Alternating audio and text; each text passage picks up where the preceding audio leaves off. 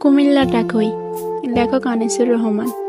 ঢাকা থেকে বাসে উঠে শান্ত হয়ে বই, জানলা দিয়ে উঁকি মারি কুমিল্লাটা কই। ওই দেখা যায় যাত্রাবাড়ি, সামনে মদনপুর। হেল্পারকে ডেকে বলি কুমিল্লা কত দূর। সামনে আছে সোনারগাঁও, মেঘনা নদীর আগে। গুমতি সেতু পার হতেই মিষ্টি বাতাস লাগে। কুমিল্লাকে দেখতে আমি স্বপ্ন মনে বান্ধি, সবার আগে ভেসে ওঠে প্রিয় দাওয়াত কান্দি।